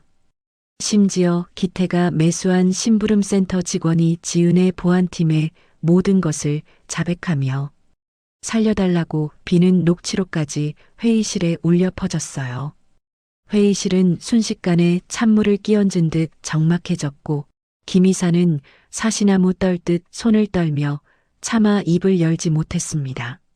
지은은 여기서 멈추지 않고 김 이사와 이 이사의 앞에 두꺼운 노란색 서류 봉투 하나를 각각 던졌습니다. 이사님들, 태산건설로부터 받은 억대 뇌물 장부와 해외 계좌 거래 내역도 여기 전부 들어 있습니다. 저를 해임하고 우리 회사를 태산건설에 헐값에 넘기기로 뒤에서 추잡한 약속을 하셨다면서요? 그 대가로 받기로 한 강남 펜트하우스 2채와 스위스 비밀 계좌, 정말이지 눈이 돌아갈 만큼 탐나셨나 봅니다. 지은의 서슬 퍼런 일갈에 김 이사는 의자에서 미끄러지듯 바닥에 주저앉으며 비굴하게 용서를 빌기 시작했죠. 회장님, 제가 정말 잠시 미쳤었습니다. 태산건설에서 먼저 접근해서 거절하기가 너무나 힘들었어요. 제발 한 번만 기회를 주세요. 제가 지금 당장 해임안을 철회하고 모든 걸 예전으로 바로잡겠습니다. 제발 살려주세요. 김 이사가 지은의 바짓가랑이를 잡으려 하자 지은은 혐오스럽다는 듯 발을 뒤로 빼며 강혁에게 지시했습니다. 강 변호사님, 여기 계신 이사님들 전원을 업무상 배임 및 수재 혐의로 검찰에 바로 인계해 주세요. 그리고 태산건설에 대해서도 업무 방해와 명예훼손으로 역대급 손해배상 소송을 즉시 준비하시고요. 지금 당장 이 모든 자료를 방송사와 언론사에 배포해서 국민들께 가짜 뉴스의 진실을 낱낱이 알려드려야죠. 지은의 단호한 명령에 따라 보안 요원들이 들이닥쳐 이사들을 끌어냈고 회의실은 순식간에 정돈되었습니다. 이사회를 완벽하게 제압한 지은은 곧바로 강혁과 함께 차에 올라타 도심 외곽에 있는 부모님의 묘소로 향했습니다. 같은 시각 오순금은 지은의 부모님 묘소에서 커다란 망치로 비석을 내려치며 미친 듯이 발악을 하고 있었죠. 순금은 머리를 산발한 채 소리를 지르며 비석에 시뻘건 페인트를 마구 뿌려대며 악담을 퍼부었습니다. 이 죽일년의 부모들도 다 똑같은 것들이야. 죽어서도 내 앞길을 이렇게 막다니 너희가 사람이냐? 지은아, 네가 이 처참하게 부서진 비석을 보고도 제정신으로 버틸 수 있을 것 같아? 당장 내 돈 내놔. 순금이 망치를 다시 높이 휘두르는 순간 산 아래에서 요란하고 날카로운 사이렌 소리가 들려왔습니다. 수십 명의 경찰관이 순식간에 묘소를 에워쌌고 지은이 차에서 내려 순금의 앞에 당당히 섰죠. 순금은 당황해서 들고 있던 망치를 바닥에 떨어뜨리며 지은에게 히스테릭하게 소리를 질렀습니다. 야, 이 독한 년아. 네가 감히 시어머니를 경찰에 신고해? 이게 무슨 천인공노할 짓이야. 네가 이러고도 사람이야? 당장 이거 안 풀어? 내가 내 시어머니라고. 지은은 처참하게 훼손된 부모님의 비석을 보며 피눈물을 삼키고는 경찰에게 조용히 고개를 끄덕였습니다. 지은은 바닥에 주저앉은 순금을 차가운 눈빛으로 내려다보며 한마디씩 힘주어 말했죠. 오순금 씨, 당신이 방금 저지른 건 특수재물 손괴의 명예훼손 그리고 명백한 주거침입 죄입니다. 거기에 당신 아들인 성기태 씨가 저지른 방화교사와 공갈 협박의 공범으로도 무겁게 조사받게 될 거예요. 아, 그리고 당신이 앞뒤 안 가리고 여기저기 쓴 사채 빚 50억, 그거 제가 어제 다 샀습니다. 이제 제가 당신 채권자입니다. 지은의 청천벽력 같은 말에 순금은 온몸에 힘이 빠져 바닥에 그대로 주저앉았고 경찰은 즉시 수갑을 채웠죠. 기태 역시 공항 인근 은신처에서 밀항을 준비하다가 지은의 보안팀에 덜미를 잡혀 경찰에 넘겨졌습니다. 지은은 경찰차에 실려 멀어져가는 순금의 뒷모습을 보며 비로소 가슴속 묵은 짐을 내려놓았어요. 사건은 실시간 속보를 통해 전국으로 보도되었고 지은을 향한 비난은 순식간에 응원으로 바뀌었습니다. 지은은 다시 골드타워로 돌아와 집무실 창밖으로 보이는 라이벌 태산건설 빌딩을 응시했습니다. 지은은 옆에 선 강혁에게 이번에는 경영자로서의 냉혹하고도 치밀한 결단을 내리는 지시를 내렸죠. 강 변호사님, 주가가 바닥으로 폭락한 태산건설의 우호 지분을 지금 즉시 전량 매집해 주세요. 그들이 감히 우리를 삼키려 했으니 이제는 우리가 그들을 삼켜서 경영이 무엇인지 가르쳐 줘야죠. 그리고 성기태 씨와 순금 씨에 대해서는 단 한치의 선처도 없다는 걸 검찰에 확실히 전해두세요. 지은의 지시는 번개처럼 신속하게 이행되었고 태산건설은 하루아침에 지은의 법인 수중에 들어왔죠. 지은은 조부의 인자한 사진 앞에 서서 비로소 아주 밝고 맑은 승리의 미소를 지어 보였습니다. 할아버지가 강조하셨던 정직과 용기가 결국 추악한 인간의 욕망을 멋지게 이겨낸 순간이었죠. 해질녘 기되자 지은은 부모님의 묘소를 다시 찾아가 깨끗한 수건으로 비석을 정성껏 닦아드렸습니다.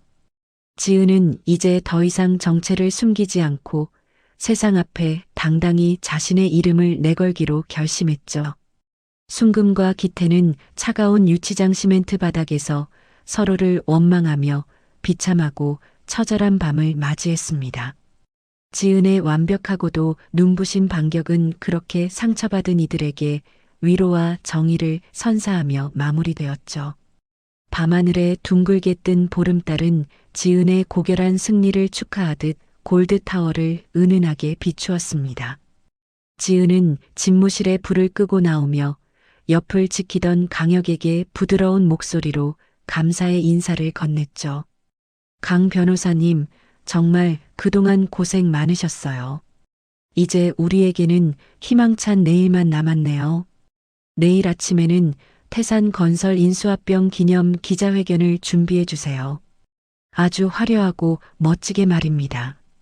지은의 당당한 구두 소리는 대리석 복도에 경쾌하고 힘찬 소리를 내며 저 멀리 멀어져 갔습니다.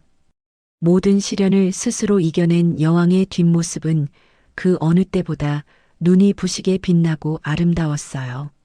성기태와 오순금은 이제 지은의 빛나는 인생에서 영원히 지워질 추악한 얼룩에 불과했습니다. 지은은 새로운 아침을 맞이할 준비를 하며 자신을 기다리는 수많은 사람을 향해 미소 지었습니다. 모든 폭풍이 지나간 지 어느덧 석 달이라는 시간이 흐른 어느 평화로운 오후였죠.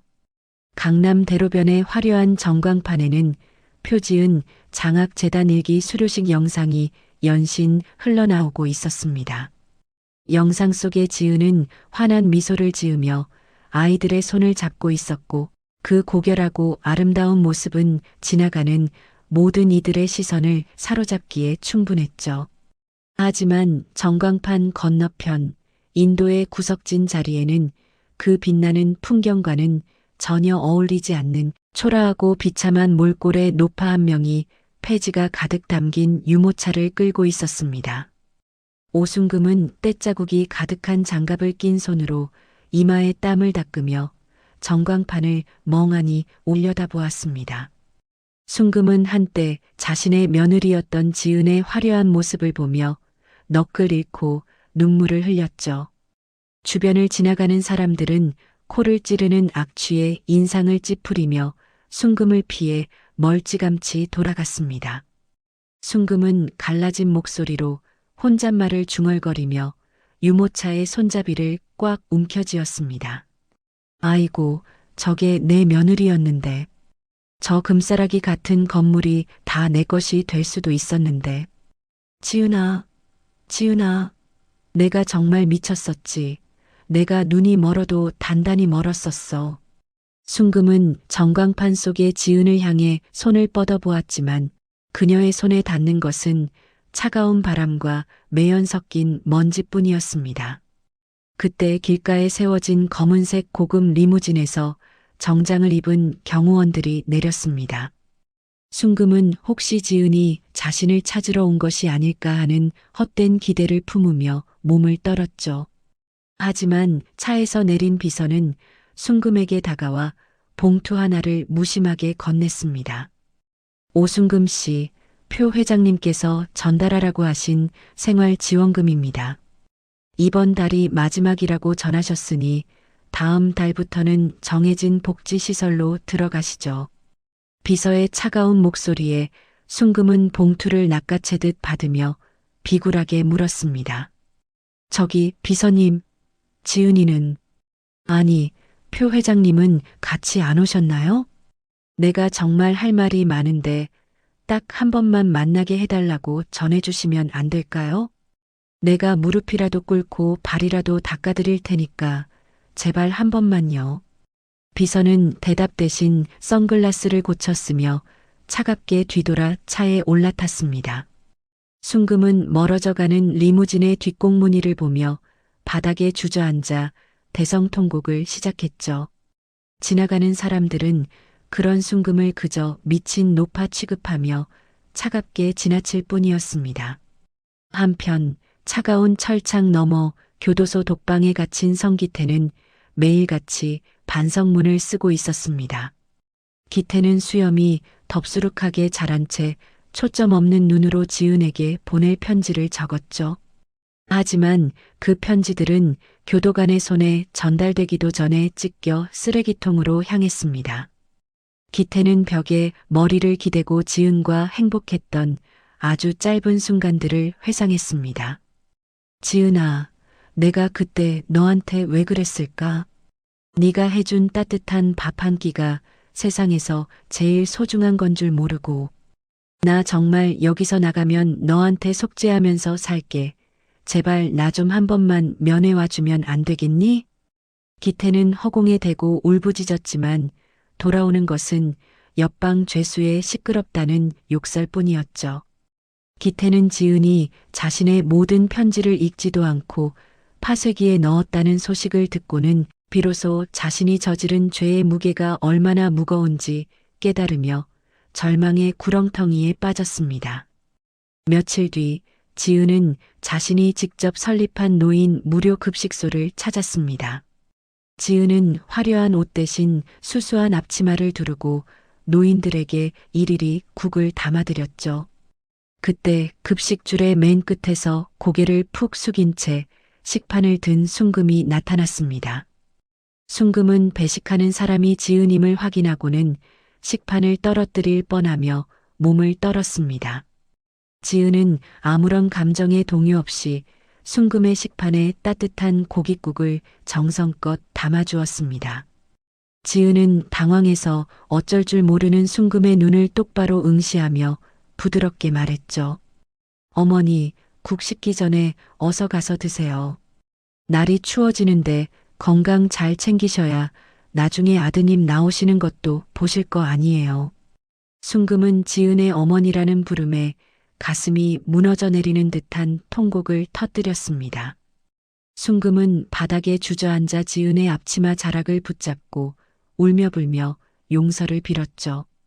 지은아, 내가 죽을 죄를 지었다. 내가 돈에 눈이 멀어서 너 같은 보물을 몰라보고 그렇게 모질게 굴었어. 제발 이 시민이 한 번만 용서해다오. 응? 내가 살면 얼마나 산다고 이러니. 지은은 순금의 손을 조심스럽게 떼어내며 다시 국자를 들었습니다. 지은의 목소리는 평온했지만 그 속에는 단단한 선이 그어져 있었죠. 용서는 이미 했어요, 어머니. 하지만 예전으로 돌아갈 수는 없다는 것도 잘 아시잖아요. 이 국 한 그릇이 제가 어머니께 드릴 수 있는 마지막 진심입니다. 맛있게 드시고 이제는 본인의 삶을 사세요. 저도 제 삶을 살 테니까요. 지은은 다음 노인에게 미소를 지으며 배식을 이어갔고 순금은 눈물 섞인 국을 한 숟갈 뜨며 비참한 현실을 온몸으로 받아들여야 했습니다. 급식소를 나온 지은의 곁에는 충직한 강혁 변호사가 든든하게 서 있었습니다. 강혁은 지은에게 두꺼운 서류 한 뭉치를 내밀며 밝은 표정으로 말했습니다. 회장님, 태산건설 인수합병 절차가 완벽하게 마무리되었습니다. 이제 우리 그룹은 명실상부한 업계 1위로 도약하게 되었죠. 그리고 회장님이 지시하신 대로 인수 수익금의 절반은 소외계층 지원금으로 편성했습니다. 지은은 강혁의 보고를 들으며 만족스러운 듯 고개를 깊게 끄덕였습니다. 지은은 이제 복수라는 어두운 터널을 지나 나눔이라는 밝은 빛을 향해 걷고 있었죠. 지은은 강혁의 눈을 바라보며 나지막하고 진심 어린 목소리로 고마움을 전했습니다. 강 변호사님, 정말 고생 많으셨어요. 변호사님 아니었으면 저 여기까지 못 왔을 거예요. 이제는 누군가를 무너뜨리는 일 말고 누군가를 일으켜 세우는 일을 더 많이 하고 싶네요.